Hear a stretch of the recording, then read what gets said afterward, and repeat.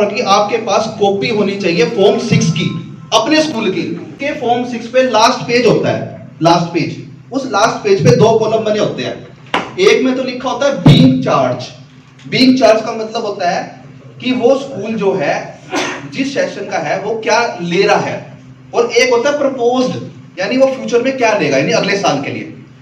तो इसके अंदर गवर्नमेंट ने ये कह रखा है कि आपको टोटल फीस लिखनी है जो भी आप स्कूल बच्चों से लोगे, चाहे बच्चे पढ़ते हैं XYZ स्कूल में, ठीक है। आपका मुद्दा ये है कि इसमें तो लिखा है 36,000 रुपए और स्कूल मांग रहा है 50,000 रुपए। कल भी गया था, 10 दिन पहले गया, तो बोल के एनुअल चार्ज पहले दो फिर फीस, तो मैंने इनको कुछ नहीं दिया अभी तक। आज फिर गया था मैं, तो आज फिर बोल रहे कि एनुअल चार्ज मुझे मैं दूंगा नहीं। कल बोल रहे थे कल एग्जाम है, तो मैंने बोल दिया जी मत लो एग्जाम। कौन सी क्लास बताई? यूकेजी। सर नमस्कार, मेरा नाम जितेंद्र सिंह है और मैं यही सुझाव देना चाह रहा था जो भाई साहब की प्रॉब्लम है, लगभग बहुत सारे पेरेंट्स की प्रॉब्लम यही है हर एक प्राइवेट स्कूल में। जो 8 स्कूल है आपने मेंशन किए हैं वो भी, और उसके अलावा भी जिले में बहुत सारे प्राइवेट स्कूल्स हैं। तो ये सारी बातें FFRC का निर्णय 22 तारीख का, 23 तारीख का हाई कोर्ट का निर्णय, और उससे पहले DO का 21 तारीख का निर्णय, ये सब हम स्कूल्स को दिखा चुके हैं। लेकिन उनको वो स्कूल वाले कहते हैं कि हमारी समझ में नहीं आ रहे हैं, क्लियर कट हमें डायरेक्शन नहीं है। होता क्या है, जब भी कोई हाई कोर्ट का निर्णय आता है तो डिपार्टमेंट डायरेक्शन जारी करता है। तो हमारे यहाँ वो डिपार्टमेंट DO ऑफिस है। तो एक मेरा सुझाव ये है कि हम पेरेंट एसोसिएशन मिलकर DO ऑफिस जाकर और DO साहब से भी एक रिक्वेस्ट करें कि हाई कोर्ट का डिसीजन आया जी, इस पे एक जो है आप अपना एक लेटर जारी करके सभी स्कूल्स जो प्राइवेट स्कूल्स हैं जा चुका है उसी दिन। अगर DO का जा चुका है सर वो डिनाई करते हैं। आपका स्कूल कौन सा है? मेरा स्कूल महाराणा प्रताप स्कूल है। मैंने उनको ये एप्लीकेशन दी थी, आपके सारे लेटर भी दिए थे। वो ये कह रहे हैं कि हमें समझ नहीं आ रहा, क्लियर कट गाइड हमारे को इंस्ट्रक्शन नहीं है। कोई बात मेरा नाम प्रदीप नारायण है जी। मेरे 2 बेटियां हैं अग्रसेन पब्लिक स्कूल में। मैं अपनी दोनों बेटियों के एनुअल चार्जेस और मंथली फीस पूरा अप टू मार्च तक दे चुका हूँ, और मैं आप लोगों के साथ भी टाइम टू टाइम जुड़ा हूँ, आप लोगों की मीटिंग्स अटेंड की हैं। अब मैंने एप्लीकेशन दी है जो कि परफॉर्मा आप लोगों ने दिया था, और हालांकि लास्ट वीक मेरी प्रिंसिपल से बात हुई है। प्रिंसिपल ने साफ गलती निकाली है FFRC की, कि ये गलती FFRC की है कि उन्होंने फॉर्म 6 में कोई भी एनुअल चार्जेस का कॉलम नहीं रखा, तो इसलिए हमने वहाँ पर एनुअल चार्जेस नहीं लिखे। वो अपनी चोरी थोड़ा ना मानेगा, वो अपनी चोरी नहीं मानेगा। उन्होंने, मैं अकेला गया था इसलिए उन्होंने मुझे गुमराह किया। काफ़ी देर, आधा घंटा लगभग बातचीत होती रही है प्रिंसिपल के साथ, लेकिन उन्होंने कोई भी रास्ता नहीं दिया। उन्होंने लास्ट में मुझे ये कहा भी अगर वापस होंगे एनुअल चार्जेस सभी के होंगे तो आपके घर बैठे आपको मिल जाएंगे, अदरवाइज नहीं मिलेंगे। उन्होंने क्लियर ये कह दिया।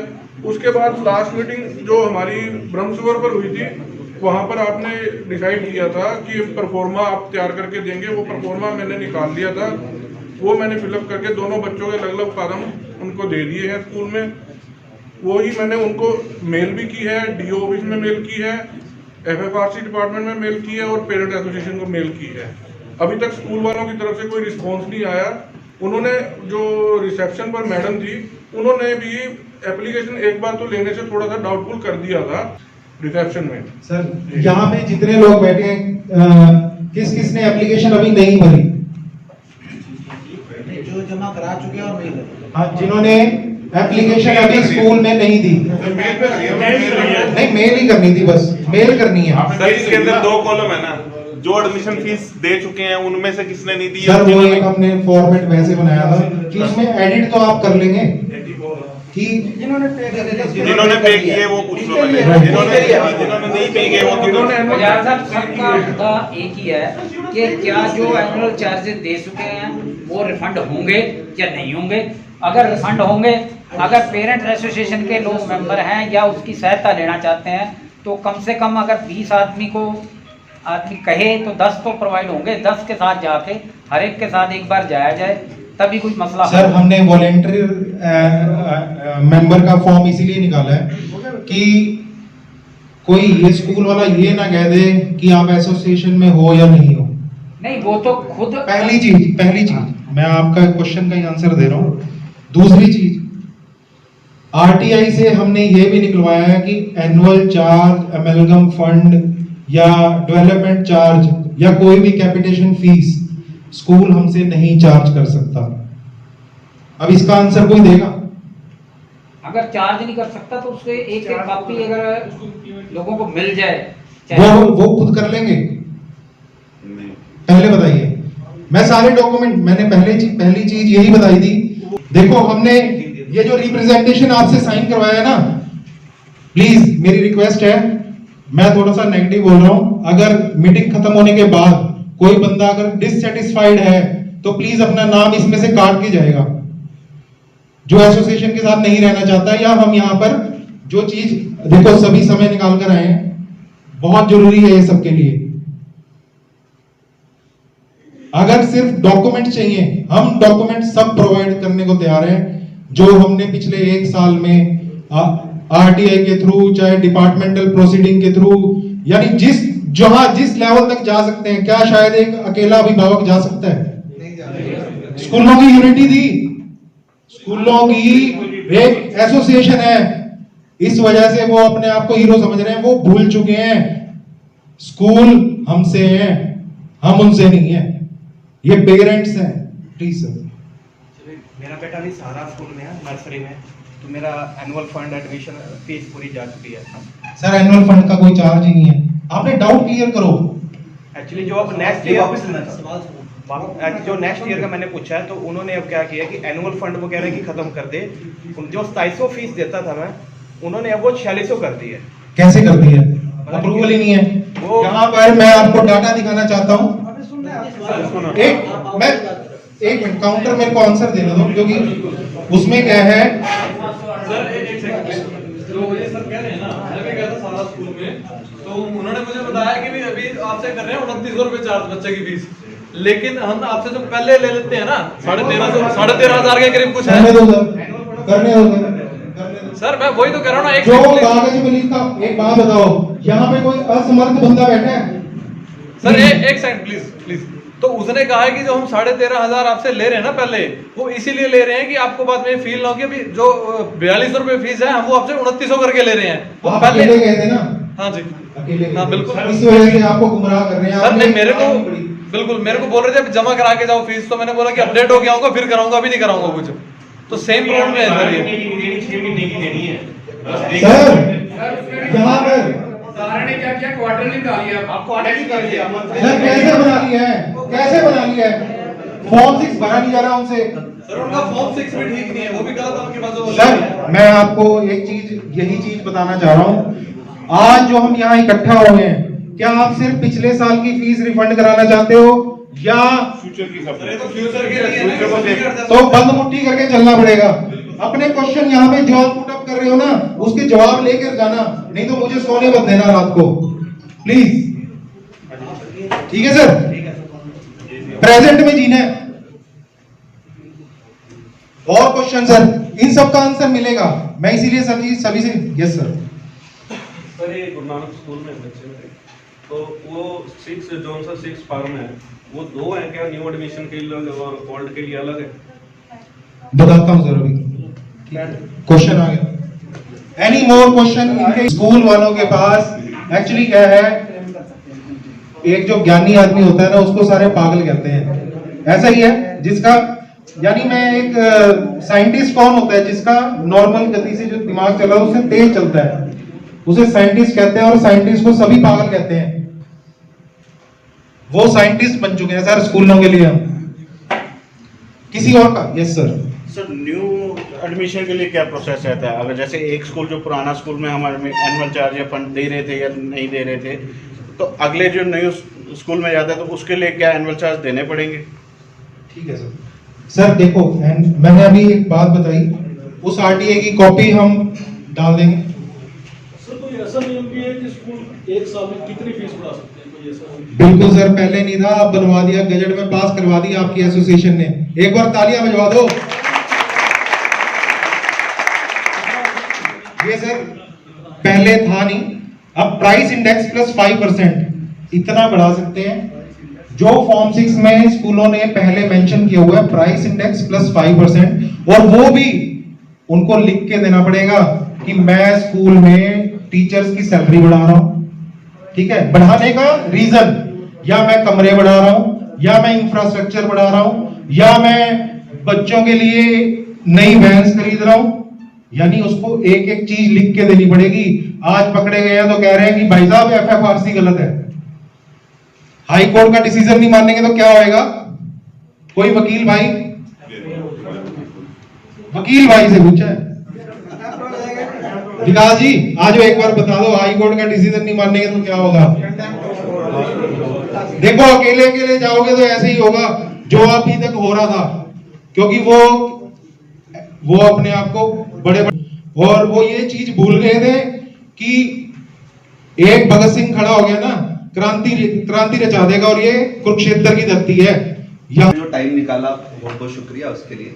और इम्पोर्टेंट ये है कि जानना जरूरी है कि कल को हम नहीं चाहते कि आप लोग चाहते हैं कि 20 लोग इकट्ठे होकर जाए, अकेला व्यक्ति भी बहुत कुछ कर सकता है। मैं आपको सच बताऊं, आप जब एसोसिएशन बनी नहीं थी, इन्होंने शायद अकेले ही करा होगा, फिर इन्होंने अकेले करा होगा, फिर लोग जुड़ते चले गए।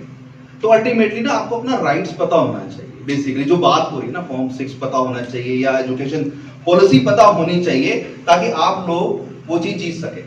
कहीं ना कहीं जो रिजल्ट आया है ना, वो इसलिए आया है क्योंकि जो सच्चाई थी ना वो आई है। आज स्कूल क्यों कह रहे हैं कि हम अपील करेंगे, ठीक है, उनका राइट है, अगर वो हारे हैं तो आगे जाएंगे, लेकिन आप जीते क्या है वो जानना बड़ा इंपॉर्टेंट है, ताकि आपको ये कंफ्यूजन ना हो कि भाई विजडम ये कह रहा है, सहारा ये कह रहा है, डीएवी ये कह रहा है, ताकि आपको कंसेप्ट क्लियर हो जाए बेसिकली है क्या।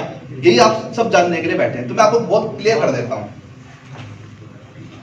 जैसे कि सबने बताया, मैंने बताया आपको कि हर स्कूल का एक फॉर्म 6 होता है।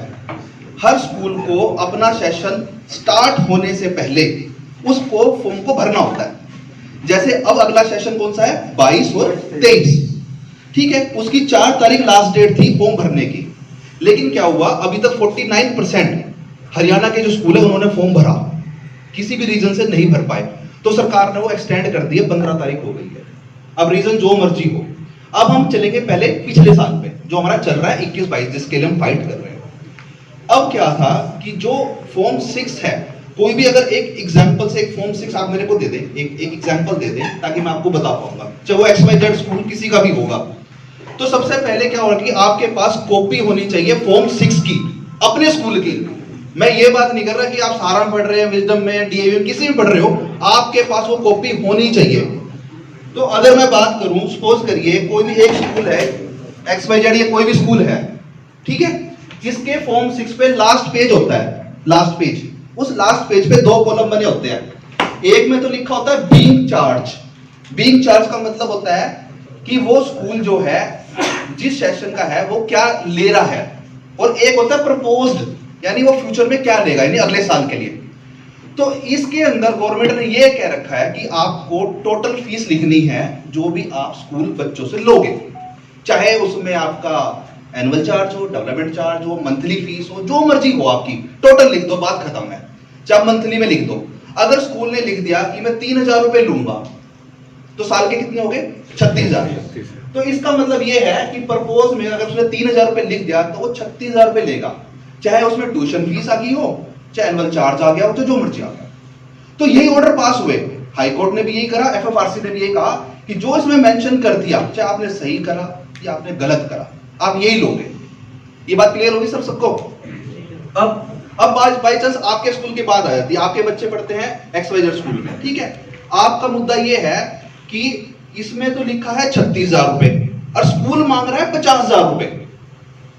यही फाइट है ना जी, जो आपके 36,000 है और स्कूल मांग रहा है आपसे 50,000, तो 14,000 रुपए फालतू किस बात के ले रहा है? वो आपके हो सकता है एनुअल चार्ज के मुद्दा हो, या डेवलपमेंट चार्ज का मुद्दा हो, या XYZ एक्स्ट्रा फीस क्यों ले रहा है? तो आपकी लड़ाई ये है कि हम जो हैं फॉर्म 6 के अनुसार देने के लिए तैयार हैं, लेकिन उसे फालतू नहीं देंगे, चाहे वो किसी भी लेवल के हों आपके, हमें मतलब नहीं है। तो सरकार ने आपको ये ऑर्डर पास करके दिया है, एफएफआरसी ने आपको ऑर्डर पास करके दिया है, हाई कोर्ट ने जिसके ऊपर आपकी मोहर लगा के दी है कि आप ये लो, इसको समझो और सामने रखो कि ये तो ऑर्डर है, इससे ज्यादा हम नहीं देंगे। आप ये मत कहो कि एनुअल चार्ज नहीं देंगे, डेवलपमेंट चार्ज नहीं देंगे, वो सब इसके अंदर मेंशन है, लेकिन इससे ज्यादा नहीं देंगे। तो सबसे पहले कई इन्होंने कहा कि आपने तो 8 स्कूलों का ऑर्डर लिया है। देखिए, जिस टाइम पे जो कंप्लेंट पेरेंट एसोसिएशन के पास थी, जिस स्कूल के पेरेंट्स ने कंप्लेन दी थी, उसी पे एक्शन हुआ। जिस पेरेंट्स ने कंप्लेन नहीं दी, उस पे एक्शन नहीं हुआ। सिंपल सी बात थी। तो ऑर्डर आ गया था 8 स्कूलों के लिए, लेकिन कमाल की बात ये होगा कि ये सब पे लागू कर दिया, पूरे कुरुक्षेत्र डिस्ट्रिक्ट पे लागू कर दिया गवर्नमेंट ने कि फॉर्म 6 से ज्यादा पैसे देने ही नहीं है। तो मुद्दा आप लोग तो विनर हो 21-22 के लिए। तो ऑलरेडी आपको तो सिर्फ फॉर्म 6 देखना है स्कूल का, उसमें फीस नोट करनी है और ये देखना है कि पूरे साल में मेरे से स्कूल क्या मांग रहा है। जी सर, स्कूल वाले फॉर्म 6 तो हमें प्रोवाइड नहीं करवाएंगे। देखिए, हाँ बिल्कुल आपकी सही बात है। देखिए, जो फॉर्म 6 है स्कूल से मांगोगे, स्कूल का राइट है, सबसे पहले मैं बता रहा हूं देने का। ये पब्लिक डॉक्यूमेंट होते हैं। इसको क्या करता है स्कूल भी अपनी वेबसाइट पे लगाना कंपलसरी है, अपने नोटिस बोर्ड पे लगाना कंपलसरी है और इवन हरियाणा एजुकेशन की जो वेबसाइट है उस पर लगाना कंपलसरी है। शो क्यों करेंगे ये बताइए? फीस भी तो लेनी है ना। शो क्यों करेगा कोई भी? जो चीज गलत है तो गलत है ना। अगर आपको नहीं दे रहे तो आप उससे एसोसिएशन से संपर्क कर सकते हैं या फिर आप जो है खुद आरटीआई लगा के इमीडिएटली एजुकेशन डिपार्टमेंट से इसको निकाल सकते हैं। हर व्यक्ति को कोई भी फाइट आंख बंद करके नहीं करनी। अपने पहले फॉर्म 6 को जानो, उस स्कूल का फॉर्म 6 देखो। हो सकता है आप शाहबाद से हो सकता है लाडवा से हो, पर चल रही कुरुक्षेत्र की लड़ाई, आपको क्या पता उस स्कूल के फॉर्म 6 में क्या है? सबसे पहले फॉर्म 6 तो देखो आप कि फॉर्म 6 में फीस कितनी है और फिर आप वो डिमांड करो। सर, मैंने फॉर्म 6 देखा था, उसमें उन्होंने न्यू एडमिशन ऊपर लिखा हुआ है और उसमें एनुअल चार्ज भी लगाए हुए हैं। मेरा बच्चा तो पहले पढ़ रहा है, तो उसके लिए कोई अलग से फॉर्म है क्या? सबके लिए फॉर्म 6 सेम होता है जी, पूरे स्कूल का एक ही फॉर्म 6 होता है। उन्होंने तो उसमें एनुअल चार्ज लगाए हुए हैं। और नहीं, आप रसीद की बात कर रहे होंगे, आपने रसीद देखी होगी कोई, आपने प्रोस्पेक्टस देखा होगा, आप प्रोस्पेक्टस देखा होगा, रसीद देखी होगी। फॉर्म 6 ऐसी चीज होती है जो नहीं दिखती आसानी से। तो सबसे मेन इंपॉर्टेंट जो है ना बात, आपको जो पेरेंट्स एसोसिएशन बता रही है कि आप ब्लाइंड मत खेले, ब्लाइंड मत चले, आप समझे अपने राइट को। आपका राइट है फॉर्म 6 को समझना, मेन इंपॉर्टेंट ये है।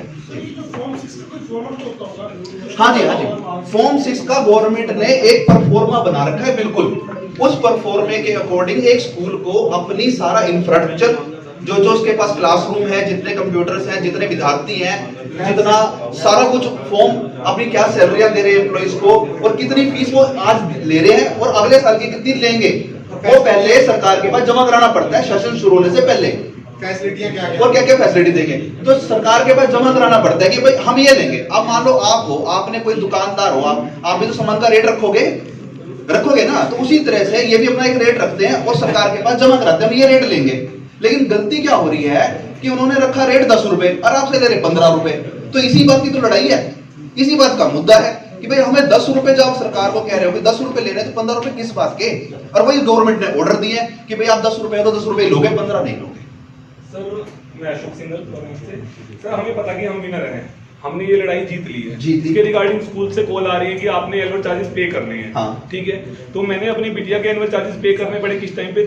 मैट्रिक के जब उनके बोर्ड्स के रजिस्ट्रेशन जाने थे तो उन्होंने अड़ा के वहाँ पे फीस सबमिट करा ली है। हमने फीस उस समय पे कर दी, बट हमने दिसंबर से लेके अभी तक की उनकी स्कूल फीस, अपनी जो मंथली फीस है वो रुकी हुई है। तो हमने स्कूल से बात की कि हम लोग ये पे करना नहीं चाहते क्योंकि आप हमारे जो एनुअल चार्जेस हैं वो मंथली फीस में आप एडजस्ट कर दीजिए। तो सर वो बिल्कुल टोटली डिसएग्री कर रहे हैं इसके बात के लिए। दूसरा, मेरा बेटा पढ़ता है जैसे 8th क्लास में, तो उसकी हमने 2 मंथ की फीस अभी रोकी हुई है, फेब की और मार्च की। उसके अलावा जो हमने उसके जो एनुअल चार्जेस हैं वो पार्शली हमने उनकी एक इंस्टॉलमेंट में उन्होंने बोला था तो हमने पे कर रखे हैं, तो हमने उनके लिए भी बोला। तो स्कूल वाले टोटली डिसएग्री कर रहे हैं कि ना, हम हाईकोर्ट के फैसले को हम सबमिट कर रहे हैं और अगर आपको आना है वो जानबूझ के अकेले पेरेंट्स को बुलाते हैं उनको अननेसेसरी प्रेशराइज करने के लिए कि हम आप स्कूल में आके हमारे से मीटिंग करो। स्कूल में मिलने जाते हैं, प्रिंसिपल मैम टाइम नहीं देती हैं, क्लास टीचर का फोन आता है, कहते हैं कि हम लोग बच्चे को क्लास में बैठने नहीं देंगे। स्कूल में बच्चा जाता है तो बच्चे को स्कूल में क्लास के बीच में प्रिंसिपल क्लास टीचर उठा के बोलती है कि आपके पापा ने स्कूल की फीस नहीं भरी है, तो बच्चे को भी इंसल्ट फील होता है और बच्चे का कहीं ना कहीं मोरल भी डाउन होता है। देखिए, बिल्कुल मैं आपकी बात एग्री हूं, ऐसा नहीं कि वो आप पे भी तो सर ये है कि हमें पता कि हम विनर हैं, हम जीत चुके हैं। अब डीओ साहब से मिलने जाए तो डीओ साहब को जैसे मुझे पता लगा, कहते हैं जी हमारे स्कूल वाले मान नहीं रहे हैं। तो सरकार कहाँ पे है या उसको इम्प्लीमेंट कैसे होगा? हम Yes, लोगों का रास्ता जो कहाँ से मिलेगा? आपने बहुत बड़ी बात करी, किसी भी ऑर्डर हमें को पता है कि विनर है, किसी भी ऑर्डर को इम्प्लीमेंट कराना बहुत जरूरी होता इम्प्लीमेंट है। कैसे कराएं? इम्प्लीमेंट तब होगा जब आप अकेले ना जाके 4 व्यक्ति जाएंगे। सर हम 40 व्यक्ति जा चुके हैं, मान लो सपोज करो एग्जांपल दे रहा हूँ, 40 व्यक्ति चले गए, बट प्रिंसिपल मैम बाहर आने के लिए तैयार नहीं है ना, 40 लोगों को अंदर लेने के लिए तैयार है क्लास में, तो फिर उसका सोल्यूशन क्या होगा? 2-3 दिन पहले भी कुछ पेरेंट्स गए हैं। पहले तो सभी को मेरी राम राम, हेलो, नमस्कार। मेरा नाम राम है, मैं सेक्टर 3 में हूँ, मेरे बच्चे डीएवी में भी हैं और सहारा में भी हैं। मैं भाई साहब के क्वेश्चन सुन लिया और सारे क्वेश्चन सुने अभी तक, उसका मेरे पास भी एक आंसर है। जो जैसे मैं इनके साथ जुड़ा हूँ, इन्होंने ही मेरे को वो बताया कि हम, जैसे मैं गया स्कूल में, अब फीस जमा कराने के लिए डिसीजन आने के बाद मैंने कहा भी हाँ जी सुनील जी बताओ कितने पैसे हैं मेरे। उन्होंने बता दिया जी 5 महीने की बस की फीस है, इतने ही है और एनुअल चार्जेस ही है। मैं कहा यार तुमने मेरे ख्याल हाई कोर्ट का डिसीजन देखा नहीं क्या अभी? उन्होंने कहा नहीं हमने देख लिया, शायद आपने नहीं देखा, ये तो ऑर्डर हो गए हैं कि आपने एनुअल चार्जेस भरने हैं। मैं कहा शायद मेरे पास ना कार में ही पड़े हैं, मैं तेरे को भी पढ़ा देता हूँ और खुद भी पढ़ लेता हूँ, शायद मेरे को गलती लग रही हो, शायद तेरे को लग रही हो, मेरे से बहस करने की जरूरत नहीं है, आप मैनेजमेंट से बात कर लो। मैंने कहा भाई मैं यहाँ पे घूमने फिरने के लिए नहीं आया, कभी उससे बात करूँ या उससे बात करूँ, आप ऑफिस में बैठे हो, अकाउंट का ऑफिस है, आप मेरे को मेरी फीस जब बताओ और कितनी है। उसने बता दी फोन करके, अरे ऐसे पेरेंट्स आए हुए हैं वो दे नहीं रहे एनुअल चार्जेस। उन्होंने कहा जी फीस जमा करा लो जी, राम जी आप कराओ जमा। तो मैंने कहा भाई जो मेरे को आप फीस रिसिप्ट दोगे ना, उस पे एनुअल चार्जेस 17,000 बैलेंस नहीं होना चाहिए, उस पे ये होना चाहिए कि निल। आप मेरे से मार्च तक की फीस लो पर उसमें कोई बैलेंस नहीं आना चाहिए, क्योंकि फॉर्म 6 के हिसाब से मैं आपकी पे कर रहा हूँ। ये जो बैलेंस है जी वो तो बैलेंस है, उसका तो बाद में देखेंगे, ऐसे करेंगे वैसे करेंगे। मैं उसकी बातों में नहीं आया, मैंने कहा कोई बात नहीं, आप पहले बात कर लेना, मैं जा रहा। मैं आ गया, मैंने मयंक जी से, विकास जी से डिस्कस करी, आके बात बताई भी मैं ऐसे गया था, उन्होंने ऐसे कहा है, वो तो अभी भी बैलेंस दिखा रहे हैं। जब हमारे पास कोई रिसिप्ट, कागज बोलते हैं जी आज की डेट में, चौधरी ओम प्रकाश चौटाला जी इस प्रदेश के कितनी बार मुख्यमंत्री रहे, उनको भी जेल जाना पड़ गया क्योंकि कागज उनके खिलाफ बोल पड़े कोर्ट में। तो हमारा कोई भी कागज जिसमें हम बैलेंस लेके आ जाएंगे ना, जो भी उनकी रिसिप्ट होगी और उसमें हमारे नाम बैलेंस खड़ा, तो कहीं ना कहीं हमारे से काट देंगे। तो हमने जो अब पैसे भरने, जैसे भाई साहब ने कहा कि मैं तो भर आए, आपको भरने नहीं थे, इसका भी कोई ना कोई सोल्यूशन ये निकाल देंगे। पर जो जिन्होंने नहीं भरे हैं, स्कूल कहता है कि आप पैसे दो, फोन करता है, मेरे घर भी फोन आया कि वो करो। भाई साहब ने बताया कि आप मेल करो उन्हें, सर देने ही देने हैं, 40 चले जाओ तो भी वो आते नहीं है। आपको जाने की जरूरत नहीं है सर, आपको स्कूल जाने की जरूरत नहीं है। फोन करते हैं ना टीचर, आप उसे कहो कि मैंने मेल डाल रखा है, मेरे को बताओ, मेरी मेल का जवाब दो, कितने पैसे बढ़ते हैं मैं देने को तैयार। ये बात भी हो चुकी है हाँ। कि हमने कहा कि हमने आपको मेल डाली है, ऑफिशियल मेल डाली है, आप मेल पे रिवर्ट करें, आप कॉल पे बात कर रहे हैं, हाँ। आप हमारे को हमारे ड्यूज बताएं कि कितने हमने पे करने हैं, हम पे करेंगे, हम पे करने से कम मना कर रहे हैं। जो एज पर रूल जो बनता है हम पे करने के लिए रेडी हैं, बट नहीं कहते सर आप तो यहाँ पे आके क्लास में प्रिंसिपल मैम मीटिंग करना चाहते हैं, आप यहाँ पे आके मिलिए।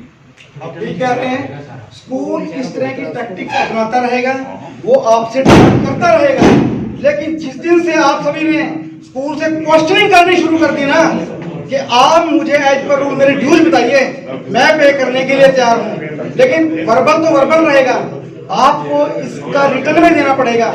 हम डे 1 से हमने राइटिंग में दे रखा है, इन राइटिंग, कि हमारे ड्यूज एज पर रूल बताइए, हम देने के लिए तैयार हैं। तो आपके पास उसके बाद ना स्कूल से मैसेज भी आने बंद हो जाएंगे, सिर्फ मशीनी मैसेज आएंगे जो हर बार घूम के हर महीने आते हैं, मशीनी मैसेज आएंगे, टेलीफोनिक मैसेज आने आपके बंद हो जाएंगे।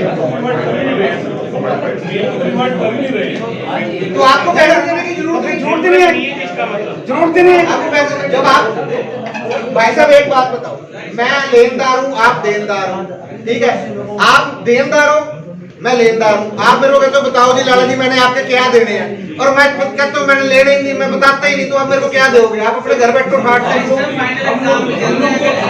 सर, मैं आपको ये बच्चे हमारे सॉफ्ट कॉर्नर है और हम डरते हैं। हमारे भाई साहब मैं आपको बताना सुनो, हम डरते हैं, आप डरना बंद कर दो। नहीं सर हम डरना बंद कर दो। आपके बच्चे को वो क्लास में पढ़ाएंगे भी, पेपर भी दुआएंगे, रोल नंबर भी घर आके देके जाएंगे। सैनी साहब की बेटी के 10th का या +2 का बच्चे का फॉर्म होती है ना, CBSE गवर्नमेंट की, इस बात को मैं क्लैरिफाई कर रहा हूँ कि पेरेंट्स कह रहे हैं कि बच्चों के एग्जाम चल रहे हैं और उधर से ड्यूज के लिए कॉल आ रही है। मेरे पास भी आई थी, मेरी बेटी 10th में है, बोर्ड के एग्जाम्स, मेरा बेटा 8th में उसका मेरे पास कॉल आई कि आप ना वो LOC जानी है बोर्ड में, लिस्ट ऑफ कैंडिडेट, उसको एनरोलमेंट बोलते हैं, उसकी 1500 फीस है, वो जमा करानी है। ठीक है, हम चले गए जमा कराने, कहती पहले एनुअल चार्जेस जमा कराओ फिर जमा होंगे ये। मैं कहा मैडम मेरे को ये बताओ कि एज पर जो मेरे ड्यूज हैं वो मुझे बता दो, और ये जो एनरोलमेंट चार्जेस ये बता दो, ये मैं देने के लिए तैयार हूँ। अगर आप उसकी बात करते हो जिसका अभी कोई डिसीजन नहीं आया, जो अभी सेटल नहीं हुई कंप्लेंट, ठीक है ना जी, तो उसके लिए मैं फिर उठ के जा रहा हूँ। मैंने जैसे ही चेयर छोड़ी ना, I am very thankful to you कि आप देखो इतना सोचते हैं, वो ऐसे रह गई। ठीक है मैडम, आप कि जिनके बच्चे बड़ी क्लासों में पढ़ते हैं, कल को उनके रोल नंबर रोक लें या क्या कर लें, उसमें अपनी पेरेंट्स एसोसिएशन क्या करेगी ये चीज? सर उसमें पेरेंट्स एसोसिएशन ये करेगी कि आप पेरेंट एसोसिएशन के वॉलंटियर मेंबर बनो और सेफ रहो। जब आप वॉलंटियर मेंबर अभी बने हैं, मेरे पास ना पिछले 3 दिन में लगभग 950 समझ रहे हो, 900 950 कंप्लेंट्स आ चुकी हैं हमारे पास सीसी में, जो डीओ दफ्तर पहुंच गई हैं। एक तो सबसे जो अच्छी बात रही वो ये अवेयरनेस के बारे में रही कि फॉर्म 6 क्या होता है। एक्चुअल में जो है बही खाता जिसको पुराने टाइम में कहा करते हैं कि आज मैं क्या ले रहा हूं, क्या मैं खर्च कर रहा हूं, क्या मैं अगले साल लूंगा। तो जो फॉर्म 6 है वो बेसिकली जो अगर मान लो आम पेरेंट्स को समझाए हम, तो एक ही बात है कि पुराना अपना बही खाता उठाइए, बही खाते में क्या हुआ करता, ठीक है, और उसमें क्या खर्चा है मेरा, क्या मेरा प्रॉफिट है, ठीक है, वो सब चीजें उसमें लिखी हुआ करती। फॉर्म 6 के बारे में पता लगे, ओके। और उसके बाद जो है, उसके बाद क्या और रूल्स है हमारे लिए कि हम कितना हमें देना है, क्योंकि एक्चुअल में क्या हुआ करता कि बच्चे हमारा इतना सॉफ्ट कॉर्नर थे कि जो मेरे टीचर ने, मेरे स्कूल ने मेरे से मांगा मैं दे दिया करता। लेकिन आज ये पता लगा कि जो एक्चुअल में मुझे कितना पे करना है, कितना मैक्सिमम पे करना है मिनिमम फैसिलिटीज के लिए। और स्कूल जो है, स्कूल जितनी मेरी नॉलेज है उसके अकॉर्डिंगली ये है कि स्कूल एक प्रॉफिट ऑर्गेनाइजेशन नहीं है। स्कूल 0 प्रॉफिट के साथ है, आप उसके साथ में आप कितना मतलब जितना आप ले रहे हो उतना आपको खर्च करना पड़ेगा। लेकिन हमारे स्कूल्स जो हैं वो स्कूल्स क्या है कि बैलेंस बढ़ाते जा रहे हैं, बैलेंस ही बढ़ाते जा रहे हैं। बैलेंस का करना क्या है, जब मेरा बच्चा निकल जाएगा उस बैलेंस को इकट्ठा करके मैंने स्कूल को करना क्या है। तो ये मेरी तरफ थैंक यू जी। क्या नाम है सर आपका? मेरा सुनील है। तो मुझे यहाँ पर आकर बहुत खुशी हुई और सबके साथ मिला और ये पता लगा पेरेंट्स एसोसिएशन का क्या बेनिफिट है और कहाँ तक हम कहाँ तक पहुँच चुके हैं। जो स्कूल वालों ने एकदम इतना ज़्यादा एनुअल चार्जेस के नाम पे, बिल्डिंग फंड के नाम पर जो हमें लूट रहे थे, जो हमें हमारा एक मतलब माइंड प्रेशर किया हुआ था, वो चीज़ हमें क्लियर हुई कि जो 6 फॉर्म के अंदर लिखा हुआ है सिर्फ हमें वही पे करना है, उसके अलावा कुछ नहीं। और ये हमारी जीत है। हाई कोर्ट ने हमें जो दिया है फैसिलिटी, इसके लिए बहुत थैंकफुल। और पेरेंट्स एसोसिएशन जिंदाबाद। और आज मैं पहली बार कुरुक्षेत्र पेरेंट्स एसोसिएशन में आया हूँ और आके मुझे बहुत ही अच्छा लगा। और कुछ बातें ऐसी थी जो हमें नहीं पता थी और जिस बारे में स्कूल वाले हमें अंधाधुंध लुटते जा रहे थे। तो जैसे कि आज हमें बताया यहाँ पे कि कोई फॉर्म 6 है उसका भी जिक्र किया यहाँ पे, उसमें हमें यहाँ पे बताया कि हम उस हिसाब से जो उसमें फीस लिखी होती है हम उस हिसाब से फीस देंगे और एनुअल चार्ज जो है वो स्कूल वाले नहीं ले सकते। तो ठीक है सर, बहुत अच्छा लगा और मतलब कि बहुत कुछ हमें यहाँ सीखने को मिला। क्या नाम है सर? रिंकू कौशिक। और यहाँ आके सर बहुत कुछ क्लियर हुआ, हमें भी नहीं पता था। जैसे एक नॉर्मली स्कूल में गए, बच्चों की फीस दे दी, एडमिशन दे दिया, तो मैं शुक्रगुजार हूँ एसोसिएशन कुरुक्षेत्र का जिन्होंने गाइड किया, नॉलेज दी। और मैं सभी पेरेंट्स से रिक्वेस्ट चाहूँगा, हर पेरेंट्स चाहता है मेरा बच्चा सुरक्षित रहे, मेरे बच्चे की बेइज्जती ना हो जाए स्कूल में। तो इसलिए हम साथ नहीं देते सर, सभी को मिलकर साथ देना चाहिए। ये स्कूल वालों का जो विद्या को इन्होंने धंधा बना दिया है, अगर हम सब एक हो जाएंगे, देखिए एक होंगे तभी देश आगे बढ़ेगा। आज हर व्यक्ति चाहता है बस मुझे ठीक ठाक नौकरी मिल जाए, एक अच्छी छोकरी मिल जाए, देश जाए भाड़ में। तो हम सबको एक होना पड़ेगा और मैं दिल से एसोसिएशन के साथ हूँ और हमेशा साथ रहूँगा। Thank you very much. Sushil Kumar है, पेरेंट्स एसोसिएशन कुरुक्षेत्र की मीटिंग थी। इसके अंदर बहुत ही अच्छा प्रोग्राम रखा पेरेंट्स के लिए, जिसमें कि पेरेंट्स अपने बच्चों की फीस के ऊपर से जो एनुअल फीस स्कूल ले रहे हैं, जो एक्स्ट्रा ले रहे हैं, उसको भी ये कम करवा सकते हैं। ये पेरेंट्स एसोसिएशन कुरुक्षेत्र से जुड़ेंगे तो सभी का भला होगा। जो गरीब आदमी है उनके ऊपर से भी बोझ कम हो जाएगा, क्योंकि ये पेरेंट्स मीटिंग इसीलिए रखी थी कि जो एनुअल फीस ले रहे हैं स्कूल, ये एक्स्ट्रा ले रहे हैं, ये फॉर्म नंबर 6 RTI के थ्रू से मंगवा सकते हैं सभी। ये DO ऑफिस से मंगवाए या स्कूल में सेंड करें, ये सभी को RTI के थ्रू सबको मिल जाएंगी। नहीं मिलेंगी तो पेरेंट्स एसोसिएशन कुरुक्षेत्र से आगे ये आपके पास सबके पास, इसको आप फेसबुक पे देख सकते हैं। आज का प्रोग्राम बहुत ही बढ़िया रहा पेरेंट्स के लिए। इसके अंदर से ऐसे पेरेंट्स भी हैं जिनको कि पेरेंट्स की फीस वापस भी मिली है स्कूल से। सर मेरा नाम विकास गर्ग है जी। आज पेरेंट्स एसोसिएशन कुरुक्षेत्र के प्रोग्राम में आकर बहुत कुछ सीखने को मिला। फॉर्म 6 नाम का एक डॉक्यूमेंट जो अब तक एक खजाने के रूप में कहीं दबा हुआ था, उसे पेरेंट एसोसिएशन ने सबके सामने लाकर सरकार और स्कूलों को मजबूर किया है कि वो फीस उस फॉर्म 6 के अनुसार लें, ना कि अपनी मनमर्जी के अनुसार। अभी स्कूल उस चीज़ को मानने के लिए तैयार नहीं है, तो पेरेंट एसोसिएशन और कोर्टें जब तक खड़ी हैं तब तक उम्मीद है कि वो बहुत जल्द इस चीज़ को मानेंगे भी। धन्यवाद।